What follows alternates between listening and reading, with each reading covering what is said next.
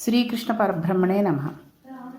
ఈరోజు పారాయణంలో మనం ఒక మహత్తరమైన విషయాన్ని గురించి, దక్షయజ్ఞం గురించి తెలుసుకుందాం.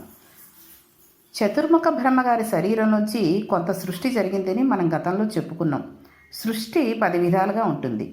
అండ సృష్టి, ఈశ్వరుని సంకల్ప సృష్టి, మైథున సృష్టి, జంతు సృష్టి, ఇలా రకరకాలుగా ఉంటుంది. అందులో ఈశ్వరుని దేహంలోంచి వచ్చిన సృష్టి కొంత ఉన్నది. అందులో 10 మంది ప్రజాపతులను ఆయన శరీరం నుండి సృష్టించాడు. అటువంటి వారిలో ఆయన బొటనవేలులోంచి జన్మించినటువంటి వాడు దక్ష ప్రజాపతి. నేత్రములలోంచి జన్మించినటువంటి వాడు అత్రి మహర్షి. అత్రి మహర్షి సంతానమే ఆత్రేయస గోత్రికులు. దక్ష ప్రజాపతిని తక్కువగా అంచనా వేయడానికి వీలు లేదు. ఆయన 10 మంది ప్రజాపతులకు నాయకుడు. అంటే ఆయన ఎంతటి మహానుభావుడో మనం ఆలోచించాలి. అటువంటి దక్ష ప్రజాపతికి 16 మంది కుమార్తెలు కలిగారు. ఈ 16 మంది కుమార్తెలను కొంతమందికి ఇచ్చి ఆయన వివాహం చేశారు. అందులో మూర్తి అనబడే ఆవిడ గర్భం నుంచి నరనారాయణులు ఉద్భవించారు.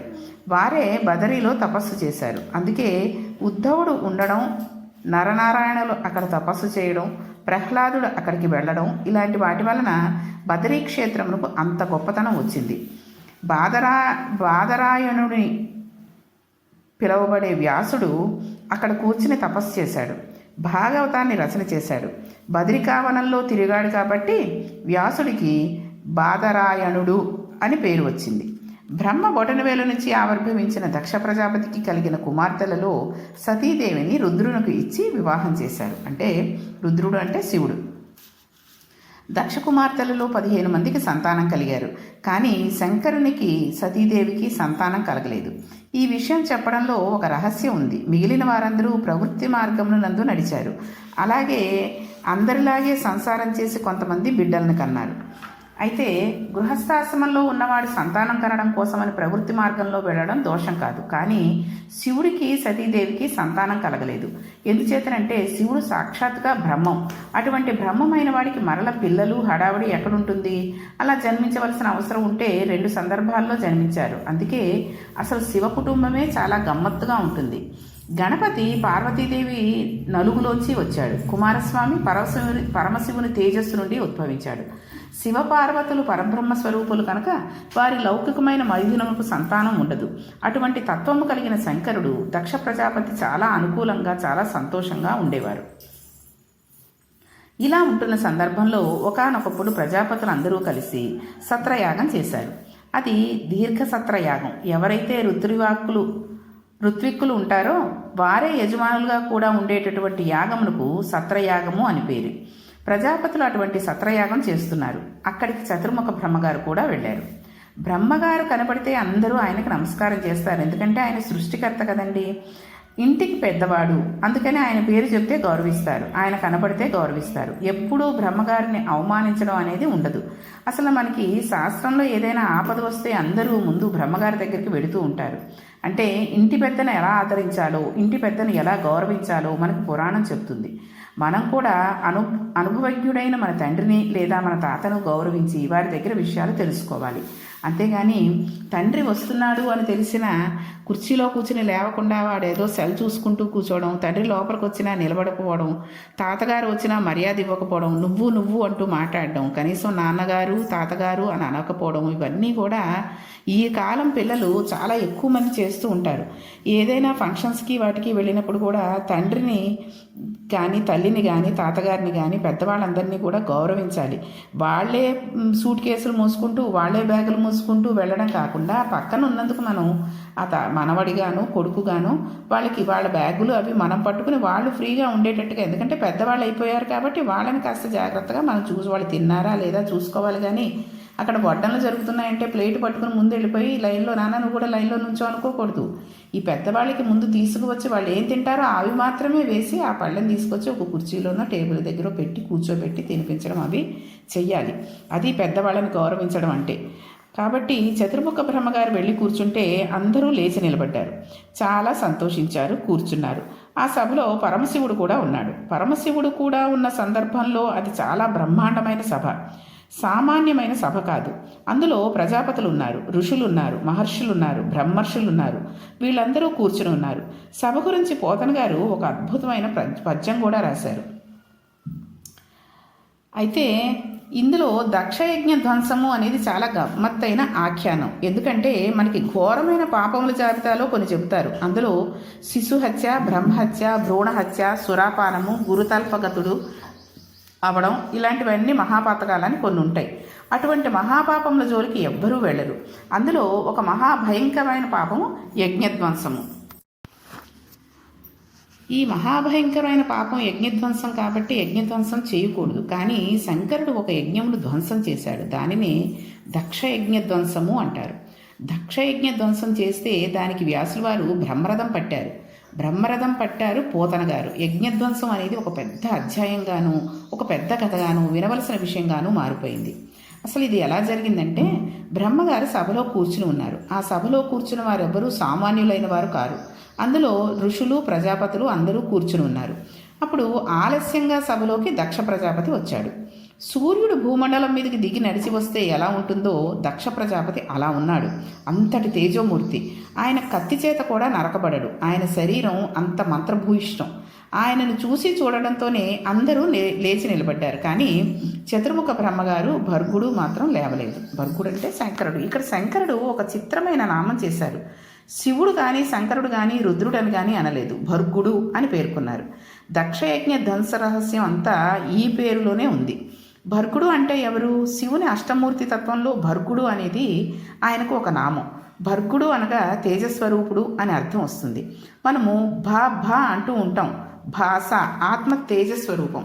ఈ ఆత్మస్వరూపి అయి పరబ్రహ్మ స్వరూపమైన వాడు అటువంటి భర్గనామమును ఉచ్చరించినంత మాత్రం చేతే మనలో ఉండే అజ్ఞానము అనే చీకటి తొలగిపోతుంది.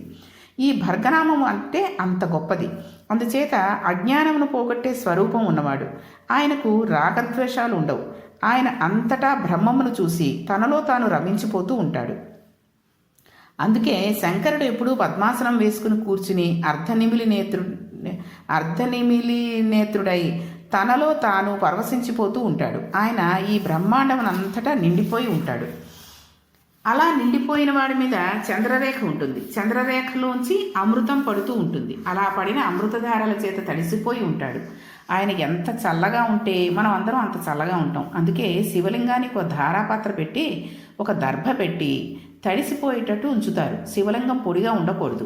అభిషేకం మొదలు పెడితే మాత్రం పువ్వు బోర్లించి చెయ్యాలి. అందుకని అలా ధారాపాత్ర నుండి శివలింగం మీద నీరు ఎప్పుడూ పడుతూనే ఉంటుంది. అమృతంతో తడిసిపోయిన దేహంతో ఉంటాడు. అటువంటి శంకరుడు మహాజ్ఞాని. ఆయనను తలుచుకుంటే చాలు జ్ఞానాన్ని ఇస్తాడు. అటువంటి శంకరుడు అసుర సంచ వేళ ఆకాశ మార్గంలో వెళుతూ ఉంటాడు. అలా వెళ్ళేటప్పుడు భూమండలం మీద ఆయన ఎక్కడా దిగడు. ఆయనకి అదొక లక్షణం. ఆయన భారతఖండంలో ఒకే ఒక చోట దిగుతాడు. ఆయన ఒక్క శ్రీశైలం కొండ మీద మాత్రం దిగుతాడు. ఆయనకు ఏమిటో అంత సంతోషం అక్కడంటే. జ్ఞానం ఇచ్చేవాడికి ఆత్మస్వరూపై ఉన్నవాడికి గురువు, శిష్యుడు, తండ్రి, కొడుకు, మామ, అల్లుడు అనే సంబంధాలు ఉండవు. ఆత్మస్వరూపుడై ఉంటాడు. ఆయన అక్కడ దక్ష ప్రజాపతి అల్లుడిలా కూర్చుని లేడు. మహాజ్ఞాని అయి కూర్చుని ఉన్నాడు. ఇది చెప్పడానికే ఇక్కడ భర్గుడు అనే పదప్రయోగం జరిగింది. ఒకసారి ఆత్మతత్వం ఎరుకకు వచ్చిన తర్వాత తండ్రి, కొడుకు ఎక్కడ ఉన్నారు? గురువు, శిష్యుడు ఎక్కడ ఉన్నారు? ఉన్నది ఒక్కటే, అదే ఆత్మ. అలా ఆత్మస్వరూపమునందు రమించిపోయి తాను జ్ఞాని కాబట్టి అజ్ఞానమును మన్నించగలడు. అజ్ఞానమును మన్నించి ఆ అజ్ఞానమును తీసివేయగలిగిన వాడు ఎవడో వాడికి భర్గుడు అని పేరు. అజ్ఞానిని చూసి ఆయన కూడా కోపపడిపోయినట్లయితే ఆయన కూడా అజ్ఞాని అయిపోయినట్లే లెక్క. ఆయన తన స్థానం నుండి భ్రంశము కాడు. అలా కూర్చున్నట్లయితేనే భర్గుడు. దక్షుడు వచ్చినప్పుడు పితామహుడు భర్గుడు లేవలేదు. పితామహుడైన చతుర్ముఖ బ్రహ్మగారు ఇంటికి పెద్దవాడు కనుక ఆయన లేవనవసరం లేదు. కానీ శివుడు బాహ్యమునందు దక్ష ప్రజాపతికి అల్లుడు.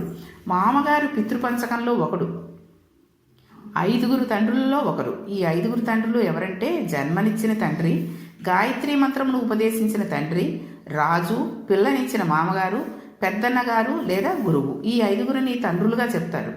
అందుకే మామగారిని చులకనగా మాట్లాడటం, మీ నాన్న ఇలా చేశాడు, మీ నాన్న అలా చేశాడు అని అస్తమాటు భార్య దగ్గర మాట్లాడటం చాలా తప్పు. ఎవరికి తెలియని విషయాలు చాలా ఈ భాగవతంలో చెప్తున్నారు. కాబట్టి పిల్లనిచ్చినవాడు మామగారు, తండ్రి తర్వాత తండ్రి అంతటివాడు. పెద్దన్నగారు కూడా తండ్రి తర్వాత తండ్రి అంతటివాడు.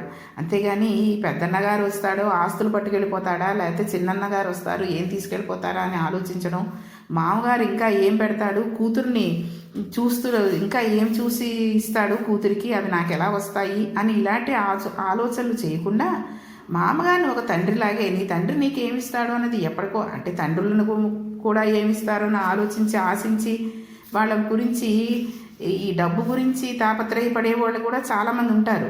కానీ ఎప్పటికీ మనకి ఏది ప్రాప్తమో అదే భగవంతుడు మనకిస్తాడు.